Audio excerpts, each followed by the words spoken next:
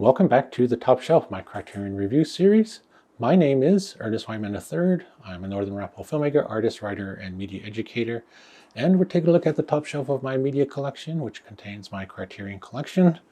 And on the top shelf for today is Spike Lee's Malcom X. I hadn't seen a lot of, I think this is probably the first Spike Lee film I've seen. And this compelled me to see Do the Right Thing, and later on his later works, which I can't recall to mind. Mainly because this sort of, in my head, overpowers everything else that he's done. It's like his magnum opus.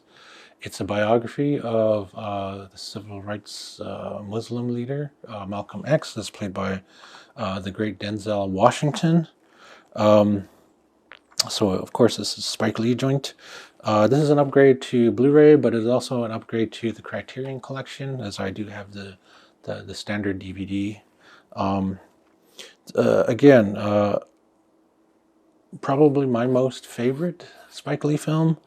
I've seen it maybe 2 times, but it still hits me with a deep impact every time. And to watch the behind the scenes of this, it's really amazing how much Denzel Washington personified. I think he's become sort of like the touchstone performance when it comes to people acting as Malcolm X in films. I mean, there's been a number of actors that played him. Morgan Freeman, I remember one, Mario Van Peebles in Ali, I believe.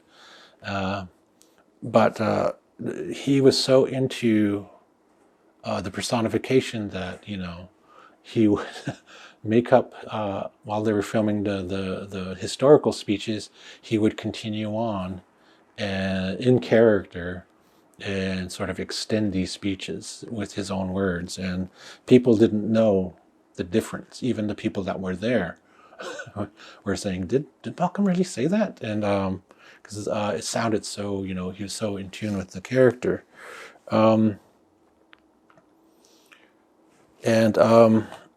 Again, it's his grand epic. It was filmed, you know, in many locations. It's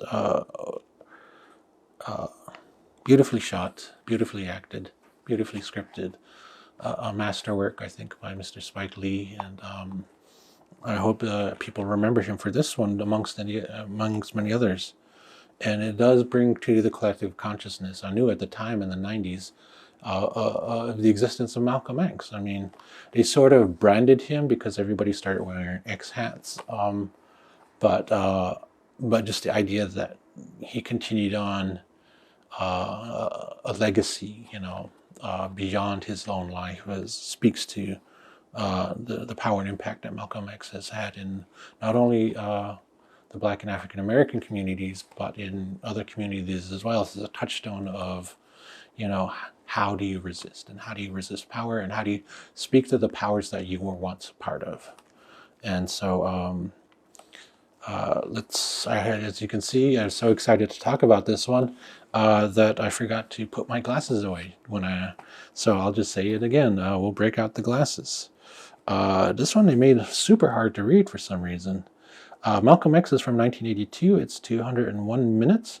It's color and black and white, 5.1 surround sound, and 815 to 1 aspect ratio. That's Academy standard, so you will get black bars, I believe, at the top and the bottom.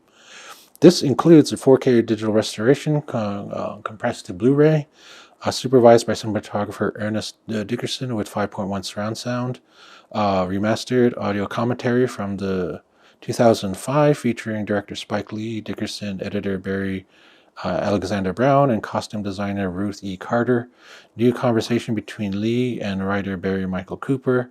New interviews with actor Delroy Lindo and composer Terrence Blanchard. Making of program featuring Lee, Dickerson, Brown, Blanchard, Carter, actor Denzel Washington, filmmaker Martin Scorsese, actor Ossie Davis, Malcolm X's daughter Ilyasa Shabazz, I hope I said that right, forgive me, and others. Malcolm X, 1972, a feature-length documentary directed by Arnold Pearl, narrated by James Earl Jones, which again is fantastic. You get another free extra movie on top of this as well. Deleted scenes with introductions by Spike Lee, the trailer, English subtitles for the deaf and hard of hearing. Plus, again, as always, the requisite essay by Cooper, excerpts by Lee and Washington from the 1982 book, By Any Means Necessary, The Trials and Tribulations of Making Malcolm X, and Davis's 1965 eulogy for Malcolm X is included in this. So all in all, even here, the legacy of Malcolm X lands with an impact, and you can feel how heavy and weighted this Blu-ray is, and it's fast becoming one of my favorites of the collection. I hope you've seen it. If not, I encourage you to see it. So that's on the top shelf for today. Is Malcolm X, a Spike Lee joint. Spine number 1160. One more to get to, and that's it for this cadre or this cache of Blu-ray upgrades that I've been going through. I want to thank you for hanging in there with me on this series. I know it's sporadic and it comes in bursts and stops and starts, but I really do appreciate anybody that lays eyes on this and hopefully gets something from it. So thanks again, and I will catch you next time.